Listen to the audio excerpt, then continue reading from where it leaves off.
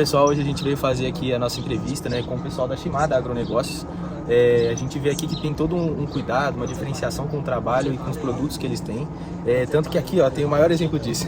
Por um cuidado todo de higiene e limpeza, para você entrar na empresa tem que tirar o tênis, né, que vem de fora, bota, e colocar o chinelinho ou o Crocs para entrar tudo higienizado. E a gente veio conhecer também todo o processo da cadeia de suprimentos da Shimada, desde da produção, da colheita. A gente conheceu as diversas culturas que tem aqui, como alho, cenoura, abacate. Né? Foi uma entrevista muito interessante, então acompanha aqui no Pode Trazer, que a gente vai conhecer melhor a Shimada. Bom dia pessoal, bom dia a todos. A gente começa a nossa conversa hoje com dois dos principais agentes aqui, né, da Shimada, principalmente nesse setor que a gente vem falar hoje. Bom dia, Birmontes. Bom dia, Josimar. Bom dia, Matheus. Para começar, gostaria que vocês dessem uma pequena palavra de há quanto tempo vocês estão aqui na Shimada, qual é o cargo de vocês, como é que funciona aí. Quer começar aí, José? Meu nome é Birmontes, né? Eu estou aqui na fazenda já tem 7 anos e meio, vai fazer agora. Cheguei aqui bem no início de 2019. Para mim foi ano novo, vida nova mesmo, porque no dia 1º de janeiro de 2019 eu estava mudando para São Gotardo, sou de patrocínio, e comecei a trabalhar na fazenda no dia 2 e até hoje eu estou aqui. Eu sou gestor administrativo, então toda essa parte que envolve financeiro, departamento pessoal, custos, compras, contabilidade, saúde, segurança ocupacional, faturamento, fica mais ou menos ligado a mim. E tem o Júlio, que é o gestor da parte de packing house, né? Você se apresenta aí, Júlio. Josimar, tem dezembro agora vai fazer 17 anos que eu estou aqui na empresa. Eu cuido da parte de packing do alho aqui. Então assim, após a colheita ali, após o corte do alho, chegou aqui no packing, a gente é responsável aqui. Entendi. Bom, e para começar, a gente gostaria de perguntar para vocês como é que funciona mesmo essa questão da cadeia de suprimentos do alho, né, da Shimada, que acho que é um dos carros fortes aqui da empresa. Se vocês puderem falar mais ou menos como é que funciona desde o planejamento até a produção ali, entrega para o cliente final, né, ou para o varejista. Cara, eu vou tentar colocar em 4 principais que eu vejo assim, que estão hoje. Na verdade são 5, mas tem um que é mais por conta do cliente, né, até chegar no consumidor final ali. Porque todo produto que a gente vende, ele é fora. Então a gente retira aqui na fazenda e aí aquela parte da distribuição até o consumidor final fica a cargo do nosso cliente. Mas, basicamente, a gente passa pelo planejamento de demanda, que é a diretoria, junto com o comercial, avaliando o mercado, como está a demanda do próximo ano. Esse planejamento até começa, a safra atual, eles já estão começando a pensar na safra futura, né? E aí, juntamente a isso, a diretoria já senta como gestor da parte de produção do alho mesmo, é o agrônomo responsável pela produção. E aí vai identificar se a gente tem condições de disponibilidade de áreas para plantar, se a gente tem disponibilidade de mão de obra também, que é uma cultura que demanda muita mão de obra. Se a nossa estrutura física, né, consegue atender a demanda desejada ali, visualizada pela diretoria junto com o comercial. Avaliando isso, ele já senta comigo, a gente vai avaliar o fluxo de caixa, se de fato para produzir o alho, e alho, quando a gente fala alho, nós estamos falando de uma cultura que custa por hectare aproximadamente 260, 265 mil reais, então é uma cultura de um alto valor agregado, né? E aí eu vou avaliar de acordo com o nosso fluxo de caixa, se eu vou ter que buscar recursos com um terceiro, né, se eu vou acionar algum banco, ver linhas de crédito. E depois disso, esse planejamento de demanda passa para a parte de produção, que aí já é com o agrônomo mesmo, que ele pode verificar a disponibilidade de área, verificar a mão de obra, a infraestrutura, passa pelo planejamento de insumos, né, a semente que a gente vai demandar, né, até ficar a cargo do José, essa parte de preparar essa semente, cuidar dessa semente, separar, enfim. Adubo, defensivos daquilo ali, ele faz um cálculo em cima de toda a área que ele vai produzir, de que ele vai precisar, para quando vai precisar, que aí o nosso setor de compras já entra se programando, avaliando com os nossos fornecedores de insumos a capacidade de entrega que ele tem na taxa que a gente precisa, avaliar o mercado, visto que é commodity, a gente está acompanhando tudo o que está acontecendo ao mesmo tempo, né? Se o mercado tende a subir, se tende a cair, se a gente vai fazer uma compra só, se a gente vai fazer uma compra parcelada, enfim. Dito isso, ele vai depois fazer a parte de plantio, a construção de lavoura, a colheita, vai definir se é uma colheita mecanizada, se ela vai ser manual, o processo de secagem ali no pós-colheita se vai ser natural, se vai ser um processo mais curto, se vai ser um processo mais demorado, porque vai depender muito do processo que a gente vai fazer na venda, se vai ser uma venda mais rápida ou se vai ser um armazenamento ali do pé. Se é uma área que você vai tirar para semente ou você vai comercializar. Porque a gente tem o processo de secagem mecânica e o processo de secagem manual, que aí você pendura o alho e fica secando ali no tempo, né? Eu defino isso. Depois vem o terceiro grande processo, que é a parte de armazenamento e classificação, que aí já entra a parte que o Josimar é responsável, né? Isso, que é igual o Fernando falou, depende muito do que vai ser feito com o óleo. Qual vai ser o processo que vai ser feito com ele. É um óleo de consumo, que a gente fala, que igual agora a gente está começando, é um óleo que a gente vai vir, vai trabalhar ele rápido e já vai vender. Não, agora é um processo que é um óleo semente que a gente vai guardar ou comercializar como semente, a gente já tem que armazenar no local adequado, na maneira adequada ali para aquela semente. E aí, nisso ele avalia a quantidade que nós estamos plantando, o que ele vai precisar de câmara fria, como que ele vai controlar esse estoque, a etapa que cada um dos lotes ali vai ter que passar, se ele vai, igual ele estava explicando, se vai passar direto para o pessoal que vai classificar, se aquele lote ali vai ser armazenado, se é um lote que tem algum defeito de qualidade, né, porque a depender do que ele identifica lá, pode mudar toda a programação do comercial, por exemplo, olha, você vende esse primeiro porque ele não me dá condições boas de armazenar. E aí, todo esse conjunto de processos que envolve essa parte de armazenamento e gerenciamento, depois vem a comercialização, que é a segunda grande cadeia nossa ali, que é o vendedor de fato, naquilo que previu antes com a diretoria, de como o mercado está, e ele vai sentir o mercado. Se o mercado está bom, se a gente está com preço bom, se vale a pena colocar mais área no mercado, ou se vale a pena ele organizar com o packing house, se a gente tem condição de armazenar mais e deixar esse alho para comercializar na entre safra. Porque o alho, diferente do café, ele até aceita um armazenamento, mas ele é um armazenamento mais curto, a gente consegue armazenar durante 7 meses. Então, se eu planejei produzir 400 hectares, o vendedor já tem que ter essa consciência de que nesses 7 meses ele vai ter que vender tudo que eu colher desses 400 hectares. Então, a gente tem uma janela de segurança, mas uma janela de segurança um pouco mais curta, que você tem que entender se o mercado tem capacidade de absorver aquilo ali tudo concentrado numa época só, ou se eu preciso colocar tudo mais distribuído, vamos dizer assim, né? E depois disso, ele faz contato com o cliente, negociação com os clientes, programação de embarque, de novo aí junto com o packing house, e aí entraria a quinta, que é esse transporte rodoviário e distribuição para os varejistas, né? E aí, por consequência, chegar até o consumidor final ali do alho. Esse, via de regra, fica por conta dos clientes, já é uma etapa que ele vai buscar o transporte rodoviário, seguro, vai planejar toda a distribuição dele. Então, mas eu resumiria nessas 5 etapas aí, vamos dizer assim. Então é uma decisão mais externa, assim, né? Dessa questão. Dessa parte, sim. Às vezes a gente consegue apoiar ele a localizar uma transportadora, a fechar um seguro, mas já é algo que a fazenda opta por não entrar. O nosso know-how é produzir e entregar para o cliente pronto aqui, ele retira e faz o que ele bem entender. Certo. E dentre esses processos e etapas, tem algum que vocês julgam ser mais importante, mais decisivo, ou tudo tem que trabalhar exatamente junto ali, da mesma forma? Cara, a cultura do alho é muito meticulosa, né? Assim, e cada safra realmente é diferença. E mínimos detalhes pode fazer muita diferença no resultado. Às vezes o manejo que faz diferente no tratamento da semente pode impactar o vigor de um plantio inteiro e produzir menos. Então, assim, tudo é tão cronometrado, tão interligado, que é difícil de falar assim, o que é o mais importante. Honestamente, o principal é você conseguir produzir. A gente brinca aqui que a roça paga a conta, né? Se não produzir, e dentro do ponto de vista de produzir, tem duas coisas principais. Primeiro, você precisa ter uma semente boa. É igual a genética. Tem genética, você vê genética de Nelore, você vê genética de cavalo, você vê genética de planta, também existe. Então, nós temos, além desse alho comercial que a gente vende para o supermercadista e tudo mais, a gente tem essa parte de semente de alho, porque conforme a geração do alho, o DNA dele está ali, sentado em indivíduos. Já viu aquelas doenças que a gente fala que como é que fala quando é de pai para filha ali? Hereditária. O alho também tem isso, dependendo de uma carga de doença que ele tem ali, porque o alho, a semente é o dente. Então pensa, você tem aquela cabecinha de alho que a gente chama de bulbo aqui. Então aquele bulbo tem várias sementes. Se aquela lavoura cresceu e ela teve doença, aquele vírus, ou não sei o que eu posso chamar de doença lá, aquela bactéria, às vezes ela ficou como resquício naquela semente. Para que eu tiro aquele semente de alho e planto, aquela próxima planta que surgir, ela pode trazer essa carga. Então a gente faz um trabalho muito sério com semente de alho, porque esse é o principal. Uma semente de alho, ela muda muito a resposta de uma lavoura. Se eu tiver uma semente ruim, muito provavelmente eu vou gastar mais com defensivo, eu vou gastar mais com adubação. Se eu tiver uma semente boa, eu vou gastar menos, né? Sim. Tende a lavoura a responder melhor. Agora, a gente é uma indústria céu aberta. A depender da chuva da hora errada, ou a falta de chuva, isso muda muito aquele microclima ali de uma lavoura e pode ser prejudicado.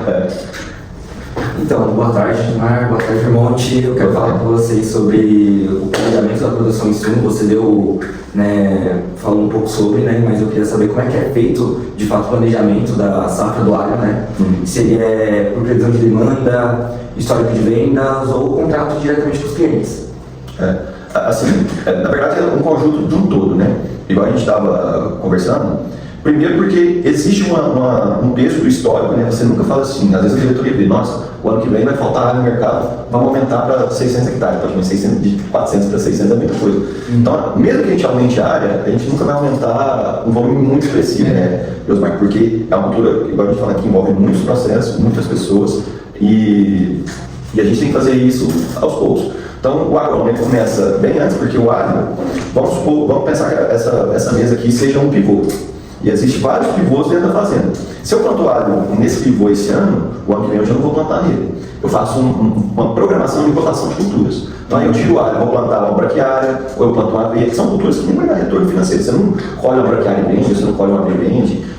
Você faz aquilo só para recuperar a estruturação do solo de fato. Então a gente poderia rotacionar com uma soja, por exemplo. Mas a soja não é uma boa cultura para rotacionar, então a gente prefere abrir mão do lucro da soja e rotacionar com culturas que sejam melhor para aquela área. Então existe um planejamento da rotação de cultura, então por isso que o agrônomo fica muito ligado à disponibilidade de área para ser produzida.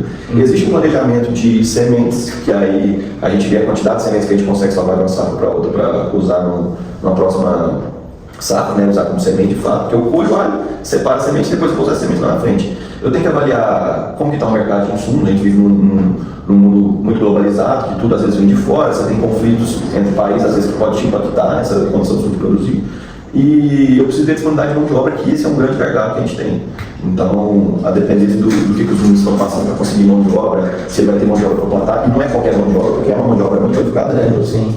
E hoje, igual assim, dentro do planejamento, o agrônomo responsável, que é o João Alberto, que é o encarregado do setor, qual pergunta já falando aí, que assim, essa semana mesmo a gente já estava conversando, ele já tem um pré-planejamento do plantio do ano que vem. Então, assim, a gente começou a colher agora, porém ele já tem um pré-planejamento do ano que vem, porque assim, ele já tem uma certa avaliada das lavouras plantadas agora, e ele sabe que a condição de semente que a gente tem a condição para plantar aquela área. Aí entra, igual o Vergonha falou, aí entra a questão de área, a questão financeira com ele. Então, aí depois que ajusta isso aí tudo, começa aí assim, ele leva para a gente ali no PEC, por exemplo, ó, o nosso planejamento é tantos hectares.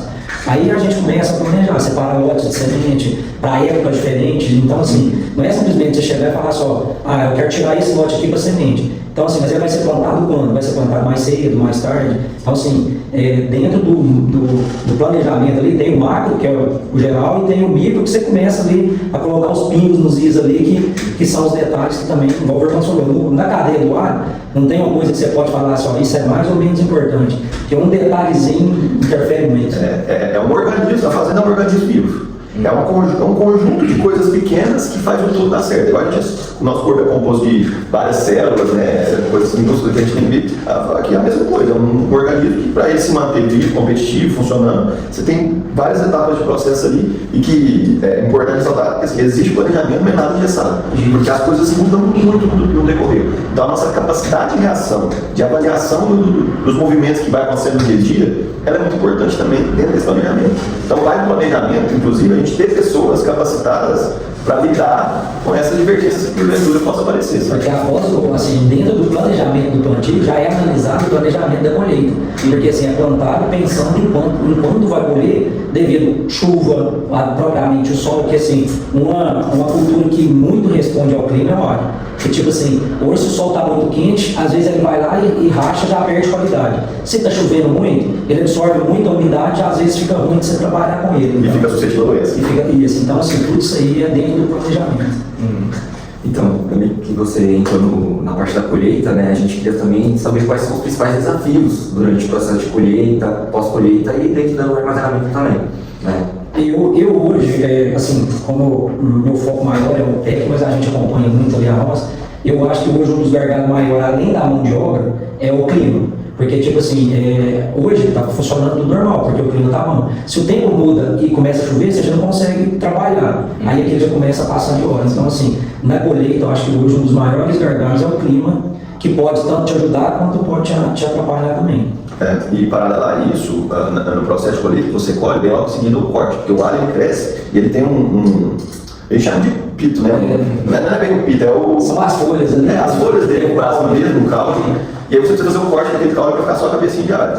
E até nisso existe uma maneira correta de ser feita, né? Você tira a raiz e você tira aquele caule ali, você já tem que tirar mais ou menos no tamanho correto, porque se você tirar a raiz e morde a boquinha do alho, aquele alho ele vai ter uma diferença de classificação qualitativa, ele já vai ter uma perda de valor agregado muito grande.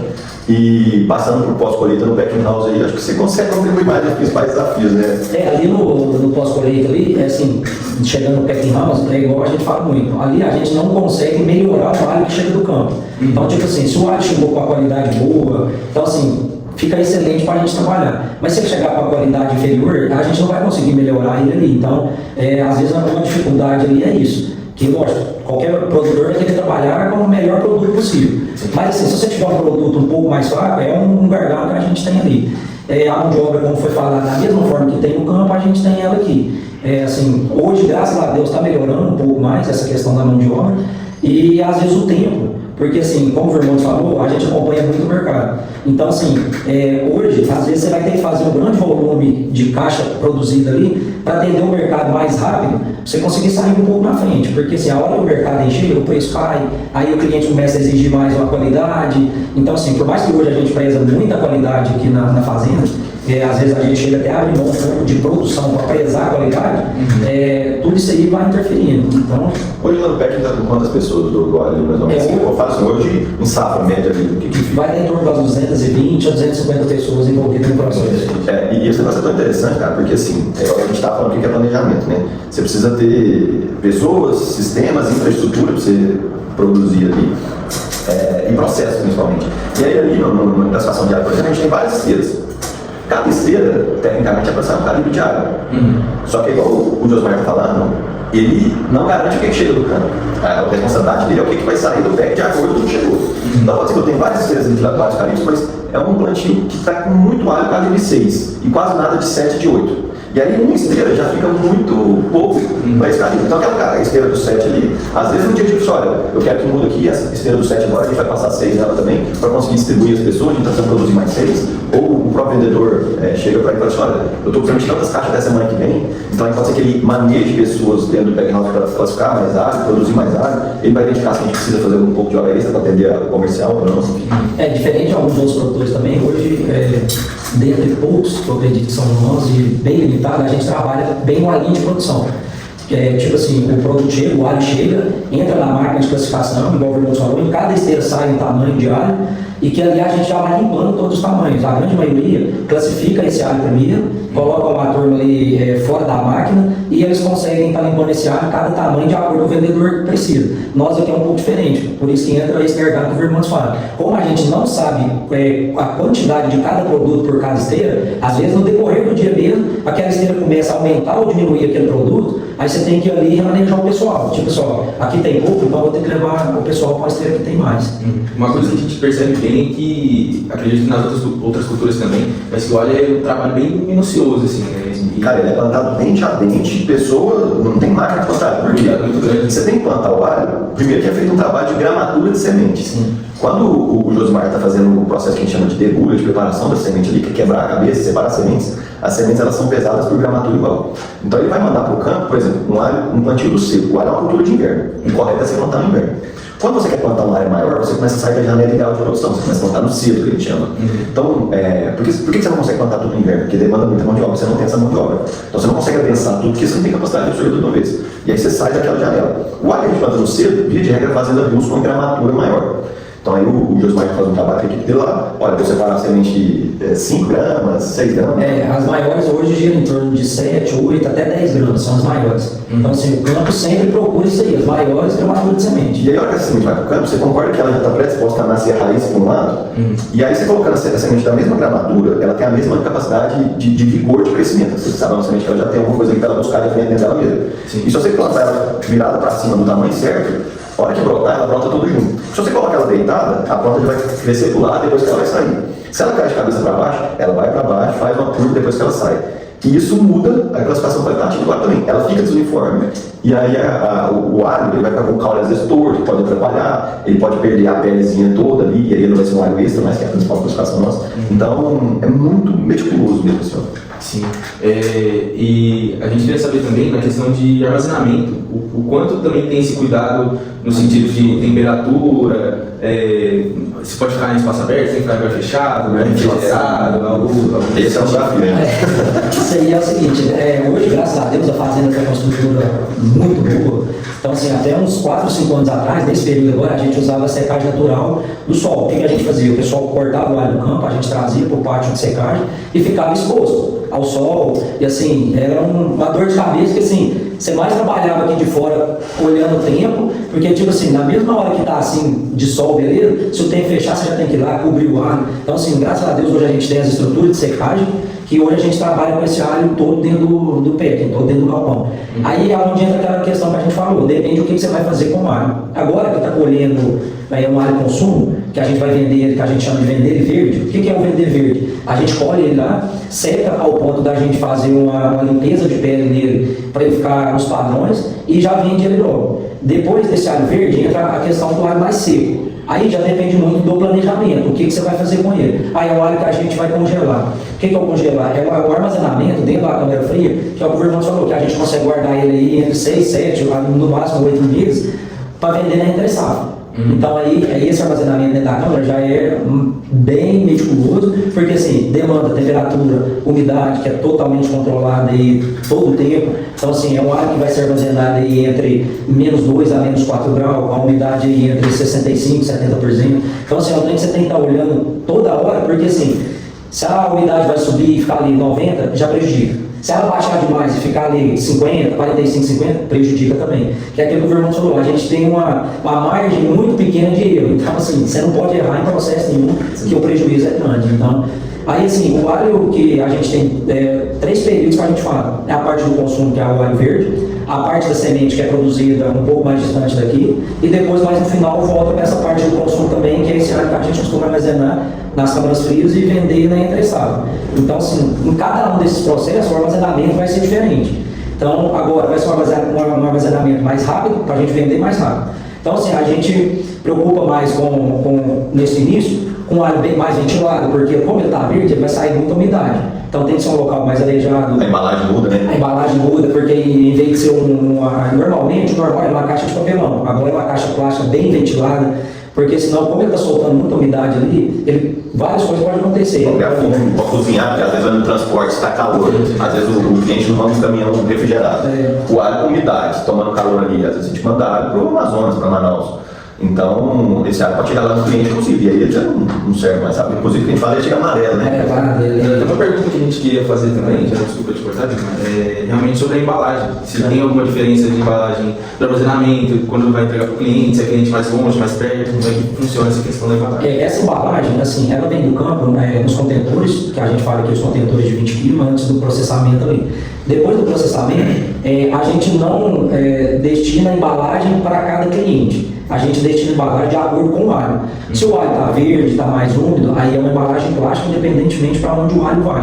Agora, o alho está seco, está tudo ok para pôr no papelão, a gente faz uma análise ali, comporta a gente pôr no papelão. Até em questão de custo, né? Uma caixa para outra tem um valor considerável que, assim, a gente tem que todo dia estar pensando nisso aí. Mas essa embalagem é determinada de acordo com o processo que a gente está fazendo ali. E no alho mais fraco, às vezes a gente coloca uma saca, né? Que é uma classificação mais baixa. Aí vai ensacado, por exemplo. E outra coisa que a gente queria também saber, como é que é feita a classificação do alho mais top de linha, até o que você acabou de citar, o que pode ser guardado em saca, é o mais simples. Como é feita a classificação deles? Isso aí, de acordo com as perguntas, eu acho que vocês vão notando os gargalos que a gente tem, porque assim, hoje o alho, eu acho que é uma das poucas culturas que assim, a gente tem pouca tecnologia, digamos assim, para te ajudar a tomar algumas decisões. Por exemplo, hoje, essa questão aí da classificação do alho top, tipo assim, que a gente chama aqui o alho extra, o categoria 1, o categoria 2, o indústria, o debulhado, 90% dele é visual. Então, assim, a gente tem equipe de qualidade ali que a gente vem treinando ao longo do tempo para estar orientando o pessoal que faz essa parte da toaleta, para que no visual ali o pessoal consegue classificar esse alho entre extra, categoria 1 e categoria 2, indústria e dente. Então, assim, eles são treinados visualmente. Não existe uma máquina que a gente simplesmente coloca o alho lá e ela já classifica para nós extra, categoria 1, categoria 2. É tudo visual. Esse processo de toaleta que o José falou é a limpeza. Ele pega a pele suja do campo, né? Que ele cresce abaixo da terra. Então você precisa tirar aquela pele para ele ficar com a pele branquinha. Então o alho tem várias camadas de pele. E o que acontece? A nossa classificação, só a informação que o José falou, ela não é só por calibre. Você tem um alho 2, 3, 4, 5, 6, 7, 8, às vezes até 9. E quanto maior, maior o valor agregado. Então a gente tem que produzir um bom manejo no campo de tamanho, porém, o aspecto do alho influencia na classificação. Se ele é um alho que está com a pelinha branquinha ali, cobrindo todos os dentes, esse é o alho extra. Sim. Se ele é um alho que ele está com todos os dentes, mas sem a pelinha, ele é um especial, né? Já que é o catinho. Ou ele é catinho, não, ele é especial. É o especial.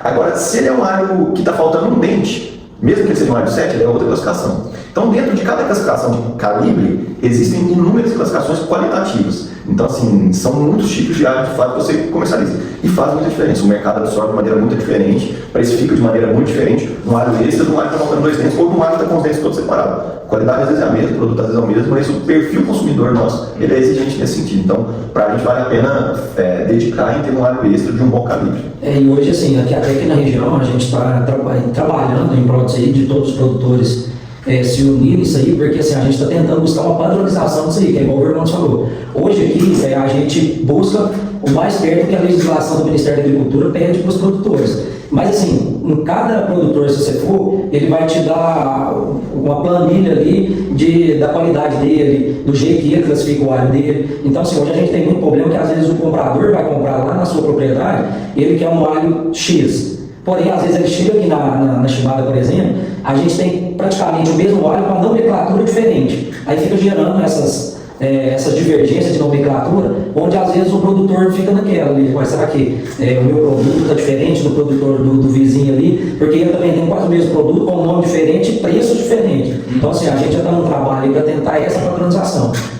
Bom, sobre a questão de transporte mesmo, agora mais focado, a gente queria entender como é que funciona a questão do transporte para o cliente, se é alguma transportadora terceirizada, se tem alguns destinos mais comuns, alguns clientes com destino mais comum, né?